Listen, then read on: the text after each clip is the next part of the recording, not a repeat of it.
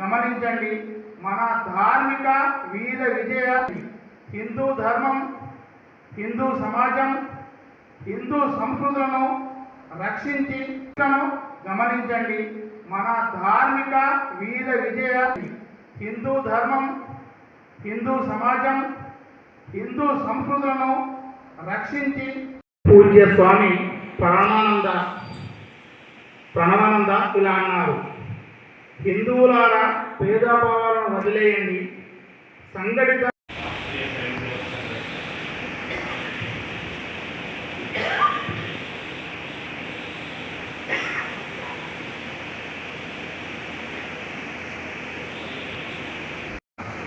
గోవిందపల్లి బస్తీ యొక్క విజయోత్సవానికి ముఖ్య అతిథిగా ఉన్నటువంటి ఆదరణీయ శ్రీధరరావు గారు, అందులో ఈ సంఘ శతాబ్ది ఉత్సవాల లోపల మనం ఈ కార్యక్రమంలో పాల్గొనడం ఇంకా అదృష్టవంతులం. ఎందుకంటే సంఘాన్ని ప్రారంభించినటువంటి డాక్టర్ కేశవరావు బలరాం పంత్ హెడ్గేవార్ ఇటువైపు ఎడంవైపు ఉన్నటువంటి వారు, అదేవిధంగా సంఘాన్ని సర్వవ్యాపి సర్వస్పర్శ చేసినటువంటి మాధవరావు సదాశివరావు గోల్వల్కర్ గారు, వీరిప్పుడు ఎవరు కూడా ఈ సంఘం యొక్క శతాబ్ది సమయాన్ని చూడట్లేదు. అంతేకాదు ఇంకొక ముగ్గురు సరసంఘ చాలకులు కూడా వారి యొక్క ఈ యొక్క సంఘాన్ని ఎంతవైపు అయితే తీసుకెళ్లాలో అంతవైపు తీసుకెళ్లి వారు కూడా స్వర్గస్థులయ్యారు.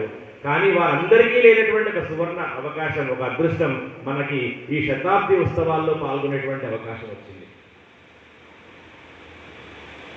ఈ యొక్క దసరా విజయదశమి మనం విజయానికి చిహ్నంగా చెప్పుకుంటాం. విజయం సాధించబడుతుందా అనేటువంటి ఉదాహరణలకు రాష్ట్రీయ స్వయంసేవక సంఘమే ఉదాహరణ.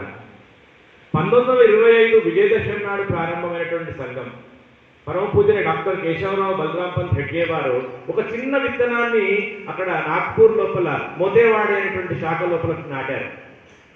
అది కాస్త ఇవాళ విశ్వవ్యాప్తమై 40 దేశాల లోపల హిందూ స్వయం సేవక్ సంఘ పేరు మీద, అదేవిధంగా ఇంకొక 30 దేశాల లోపల విభిన్నమైనటువంటి కార్యక్రమాల మాధ్యమం లోపల రాష్ట్రీయ స్వయం సేవక్ సంఘం యొక్క పని జరుగుతోంది. మన దేశం లోపల 82,500 గ్రామాల లోపల సంఘ శాఖ నిత్యం నడుస్తోంది, ప్రభాత సారాత్రి సాయంత్రం సమయం లోపల. ఈ విధంగా ఒక చిన్న విత్తనం ఒక మర్రి వృక్షంలాగా అనేక శాఖోపశాఖలుగా ప్రయాణించిందంటే కారణం విజయదశమి నాడు ప్రారంభించడమే. అందుకే మన యొక్క పెద్దలు చెప్తారు, విజయదశమి నాడు ఏ కార్యమైతే ప్రారంభించబడుతుందో ఆ కార్యానికి తిరుగులేదు, దిగ్విజయంగా జరుగుతూ ఉంటుందని చెప్తుంటాం.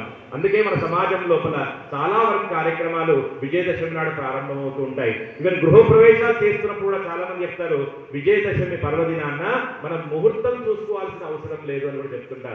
అంత విజయ పరంపర కలిగినటువంటి ఈ విజయదశమి మహాభారత సమయం లోపల అర్జునుడు ఉత్తర గోగ్రామ యాత్ర లోపల విజయం సాధించింది కూడా ఈ విజయదశమి.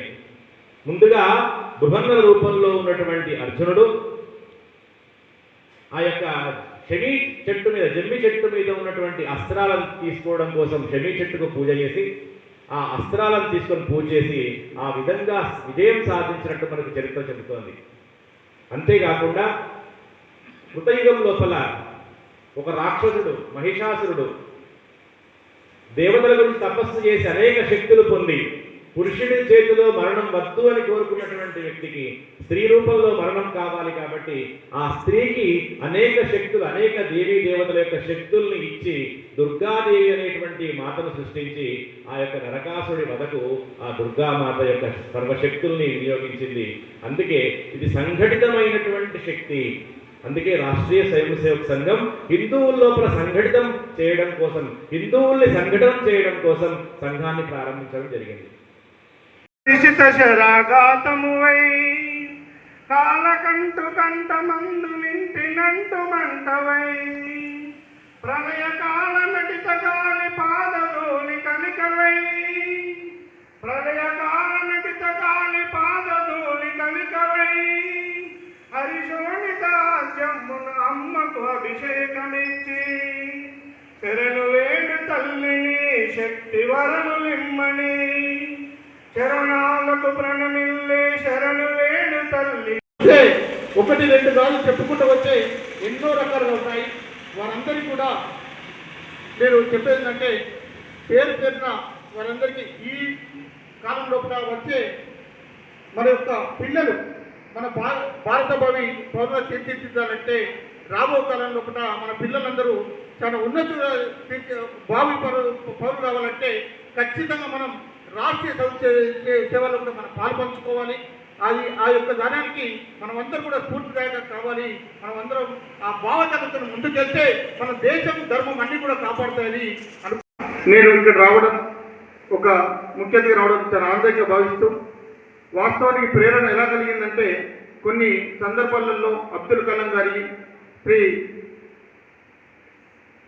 బలరాం ఖడ్గే వారి వీరందరి కూడా చదువుతా బుక్స్లలో చదివినప్పుడు కేంద్రం బలరాం ఖడ్గే వారు ఎవరైతున్నారో 1915లో వారు డాక్టరేట్ పొందిన తర్వాత 16లో తిలక్ గారు అప్పుడు ముస్లిమ్స్ ఎవరైతే ఉన్నారో ఇస్లామిక్ బ్రిటిష్ వారు మనని చాలా ఘోరంగా పాలిస్తున్న సమయంలో మనకు స్వాతంత్రం రావాలని ఒక ముందడు వేసిన సందర్భంలో తిలక్ గారి యొక్క మనోభావాలకు ఆకర్షించయ్యారు. అప్పుడు తిలక్ గారు వారిని జైల్లో మనము హిందువులుగా మారాలి, హిందువులకు స్వాతంత్రం రావాలని అన్నప్పుడు వీరు కూడా వారికి ప్రేరణ పొంది వారు ముందుకెళ్తున్న సమయంలో మన యొక్క కాశీరాం బలరాం ఖడ్గేవారిని జైల్లో ఏడాది పాటు జైల్లో పెడితే 1922లో వారిని విడుదల చేయడం జరిగింది. అప్పుడే 23లో వాళ్ళు సంకల్పం పెట్టుకున్నారు, క్విట్ ఇండియా ఉద్యమంలో కూడా పాల్గొన్నారు, సంకల్పం పెట్టుకున్నారు.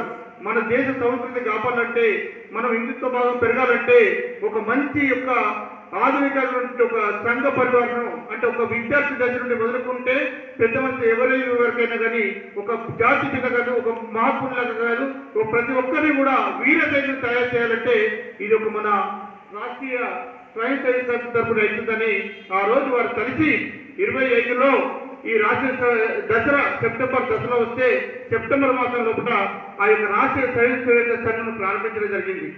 వారు ఒక బిందువును ఏర్పాటు చేసినటువంటిది వారి స్ఫూర్తి ఏదైతుందో ఒక సింధువుగా మారింది.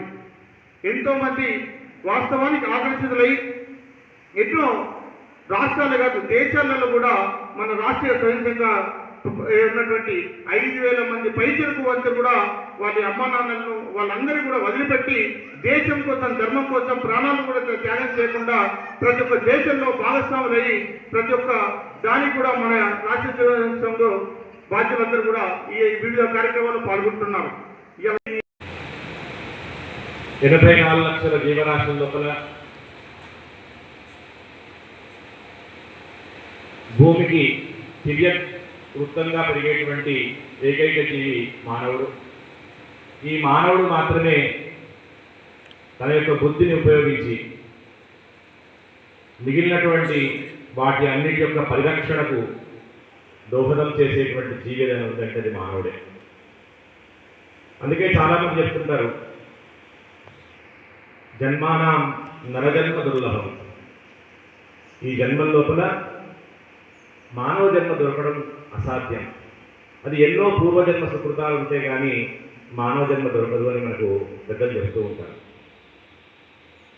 అదేవిధంగా భారతదేశం లోపల జన్మించడం ఇంకా దుర్లభం.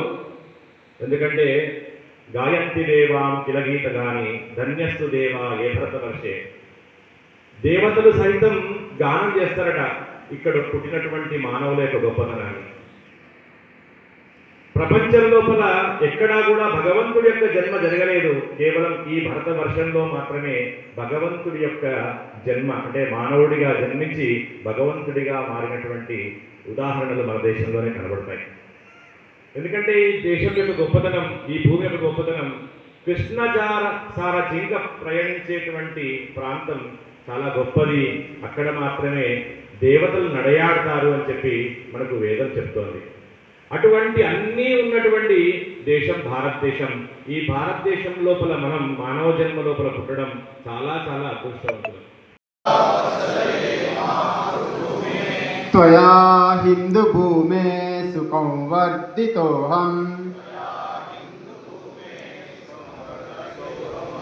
మహామంగళే పుణ్యభూమే త్వదత్తే पतत्वेशकायो नमस्ते नमस्ते